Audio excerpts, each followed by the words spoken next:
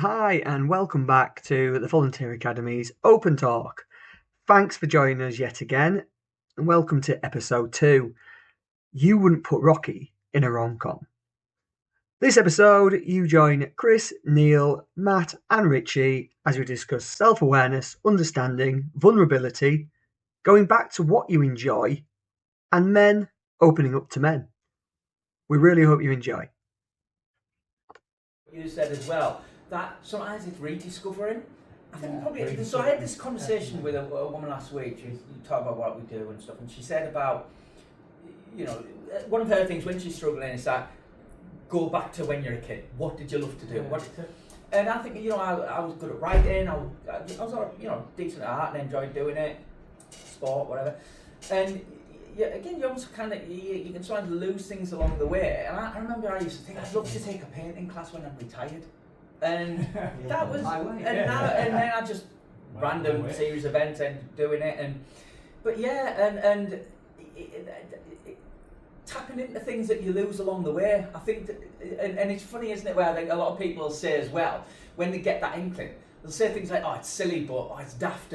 It's daft, but," and then when they do that, and it is like, sort of, you do it for your personal enjoyment. You tap into that thing that you did when you were a kid, and then suddenly, when you said that, when you started sharing your art, and I found this when I started writing and painting, that it connects you with other people. And when people, I've started painting again because I've seen and like stuff like that.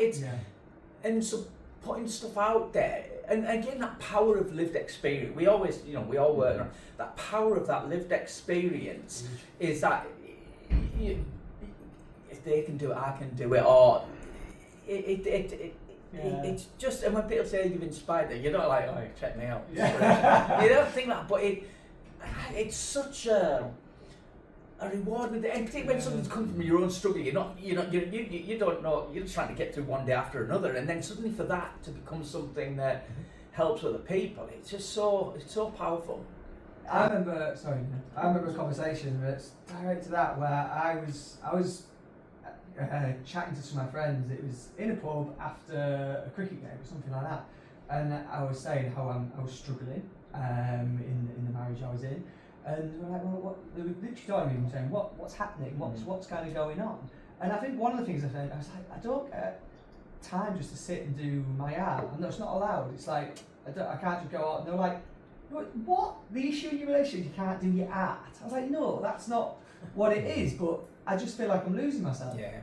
Because I don't get the chance. I don't get the time. I'm not given the license to be free and do it, because I always feel like I'm on a call, or have to be somewhere else, and like you say, fitting into what I should do rather than who I actually am. And they kind of just dismissed it. What's expected of you? And it just felt like art was silly. And I sat there for ages. I was like, and that made me question, like, okay, maybe I shouldn't be doing that. Maybe just do what I do, fit in. Play sport, always play sport, just do that. Don't worry about anything else. I think it's what you both said there, and like you said, when I retired, I wanted to do a bit of art.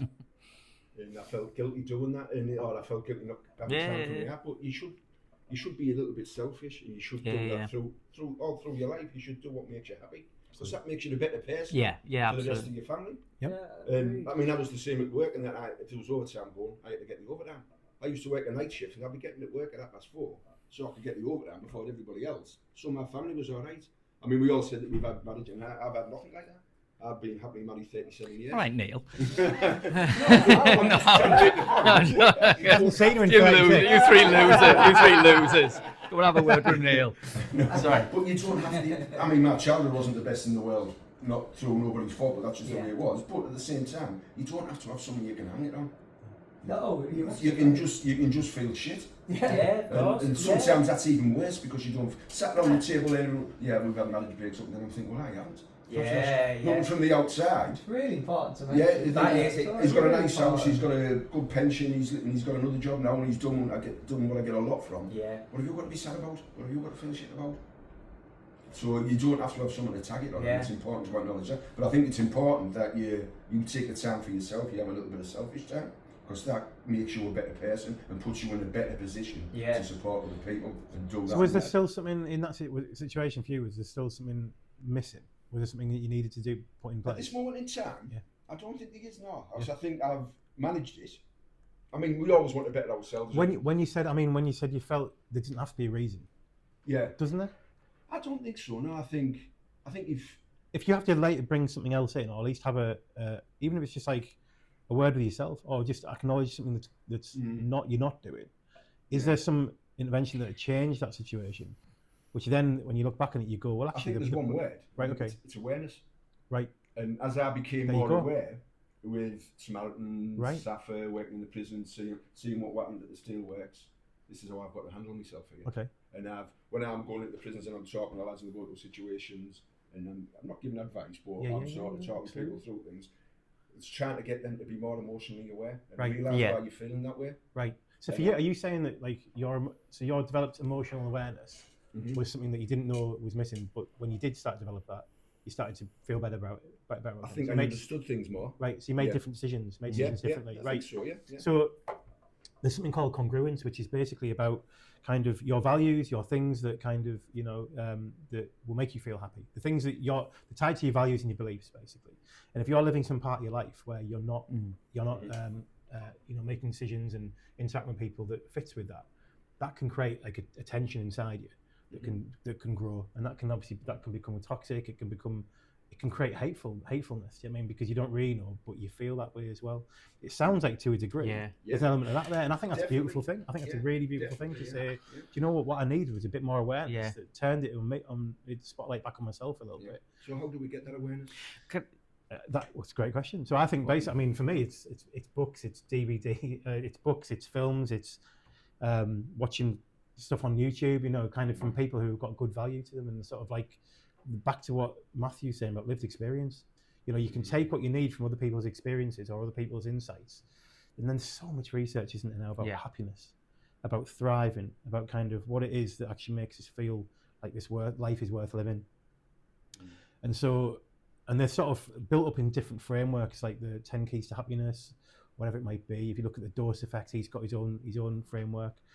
Brené Brown's got hers, what we know about vulnerability, and anyone's like, listen to this, vulnerability isn't about oversharing, it's about showing up. Yeah. It's about getting yourself in that uncomfortable position where you go, oh, actually, I can do this. Do you know what I mean? Well, so that's a whole different road to go down in terms of what can work, but yeah.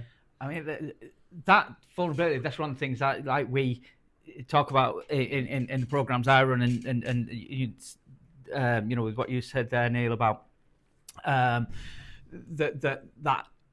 awareness side of things. That was a big thing that was missing for me. I mean, I kind of talk in therapy and stuff, but that actually education around mental health. I've seen a lot of things, and I've worked in things where, do this is good for your mental health, do that is good for your mental health, but actually understanding your mental health so that you can realize what works for you.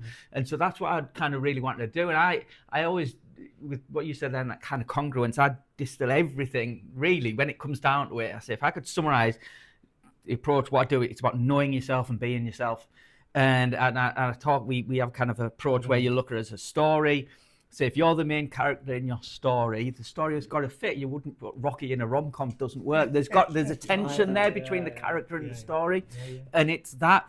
And again, so knowing yourself away from what anyone expects you to be, what roles you're playing, and we use terms like selfish, but actually it's that self-knowledge, self-awareness, and that then leads you down the what it is that's going to work for you, and it's we're always, you're always works in progress, aren't you? But the vulnerability thing, I mean, that's one of the things, so we kind of use boxing techniques and examples as a way of illustrating things, because you can talk until you're blue in the face. I went to someone and says, I'd never thought about it like that. And it's like making people think and realize something. And I was like, with one of the first things, as soon as you throw a punch, you're vulnerable. Once with my punch, I'm vulnerable. So the idea can't be vulnerable. Rubbish. You are, full stop. You're alive, you're a person, you're a human being, you're vulnerable. As a boxer, if I throw out a lazy jab and I bring it back here, I'm far more vulnerable than if I snap it out and I keep my chin behind my shoulder. So it's about that confidence and being able to absorb what's thrown at you, and actually using the box, being able to roll with the punches and all of that kind of thing. So, but we get bogged down, don't they, in that that shame. I shouldn't be like this. Men shouldn't be vulnerable. I have to carry this on my own and not tell anyone, and all of this kind of stuff. That's what that you say vulnerability is. That it's not. It doesn't make you different from anyone else because we're all human. We all have that, And this thing about showing up, like the idea that men. This is why everyone's so interested in men's culture. Our research showed it that the national research we looked at, the evidence very clear about kind of like literally the culture of men and what does that mean really? What makes you do or not do things? Like what is it that's holding you back? Often it's you. Yeah. It's you. It's the choices you make, isn't it? It's like so even if you recognise something, there's a problem. Do you do anything about it? Why do men leave like physical health problems later before they go and present with them? Why are they with serious symptoms that they often wait until they present with pain before long after they've noticed a lump? Why is it that kind of even though everyone else is telling them they're stressed out and basically they find themselves shouting, not sleeping well, or all the ducks are lined up and they're drinking more, they're taking more drug, whatever it might be, and they don't recognise themselves anymore? Why does it take so long to go, well, I need to do something about this? And actually, if I do decide, well, I want to do something about it, then you've got the next level, which is right, well, people might think I'm weak. What are people going to think? That I can't cope? Do you know what I mean? Like, and actually, will that change people's view of me? Does that change the status? Does that change who I am? Who am I? And as you absolutely on the point, on over the target said there, it's like we are already over. It's like, we think we've all got it sorted and wrapped up, and we've got all the answers right in front of us. Of course we haven't. Do you know what I mean? It's obviously through the thing, like the most important things, like good connection, good quality connections, that we can actually have those conversations. Yeah, as you and I have had many times about each other's lives and support each other. Simply sometimes just by listening and just being there and going, that's okay. That Rich, and just go with it. Sometimes that's all. It's all. And exactly as you said there, just by listening. I think that's so powerful, just giving somebody your time, not having an opinion, but just listening. Yeah. And that's so powerful. I'm so scared to be vulnerable. And knowing that you're not going to be judged by somebody. Yeah, you're telling your story. Yeah. So that's massive. I didn't say I wouldn't judge you, mate. Yeah. I'm writing it all down. That's a perfect example of what blokes do, isn't it? It's the comedy. Oh yeah, of course. That's fine. I'm right with that. And that's just the bloke thing, though. That's just a bit of perhaps you need a little bit of we see it in the community all the time. Yeah. Some of the men we work with who, especially sort of the work I do when I'm working with some sort of vulnerable adults out there that are trying to get to join the community again, whether it is just into a community group, whether it's into actual volunteering. And they say it's that. I mean, I had a funny conversation with my best friend the other week, and he said, how many friends do you have? I looked, I was like, loads of friends. He's like, go on, how many friends do you actually have? I listened, he's like, they're not really friends. I was like, what do you mean? Like, really? And he's like, how many do you tell about when you're feeling down? Or when you're worried? Or how many know your life now? I was saying, well, I suppose not many. Like, you used to play football with them. They're not your friends. You used to play cricket with them. But how many do you actually speak to openly? I was like, right, okay. My wife said this to me the other day as well. I was like, do I not have any friends? And he was like, but honestly, who do you have conversations with? And I actually said, my wife. I was like, I don't think I speak to any men openly or vulnerably day to day. Even when I'm feeling something really upsetting me, even I won't go about even my best mates who I've known for years, who I speak to daily, because there's that worry of opening up, and I don't know why does that stop? I don't know. It's funny, a couple of things. So going back to what you said about when you don't know why you feel like that, and that was one of the things when I was first ill. It was really hard because it's like there was no obvious, trauma or I had a great upbringing and I had a good life and and so it was really difficult. But one of the other things for me, because people say about men you can't talk. Well, I always had. I've had same best friend since I was 3-year-old, and we've always talked about everything. So I've never been someone who's had to keep everything to myself. I've always had that person, and so. It was really hard when you're looking at the things. It's like, well, the things it's telling me I need, I've already got, and I still feel like this. And again, and that is one of the things that, and you think that way, so sometimes gave me that understanding of mental health, and I think one of the big things I focus on and I've become more and more conscious of is that how much is, well, first of all, we think it's my fault. We think it's something wrong with me, and I think one of the things we use, position as an opponent. It's something you're facing now. It's something you're experiencing. It's not a core part of who you are. But then we're a product of our environment. Our relationships, our environment, but also the expectations. I think there's a lot about the expectations, either overt or beneath the surface, that we might not even be aware of, and the impact of how we live in a society. I don't know, that medicalisation of human distress thing, that the event you had, and it's talking about all these things that impact us, and that has been a big thing for me. So the importance of things like your sense of meaning in life, that hope, faith, all of these things that, again, going to a doctor isn't going to give you. And like you, I mean, I'm a big believer, that the lots of different combination of lots of different things can help. But we often limit things to a medical thing, or the big one. That I have to say, one of the things that I get a bit. There's so many messages around mental health. It's need to talk. Great. But I talk in a boxing sense. I can talk my way into a fight. Doesn't help me once I'm in it. It's then about what happens. Because we'll have all talked to someone and they will look disgusted or just blank you or walk the other way, and you're like, so that doesn't encourage you to talk. Yeah, exactly. So talking in that situation makes you feel even worse.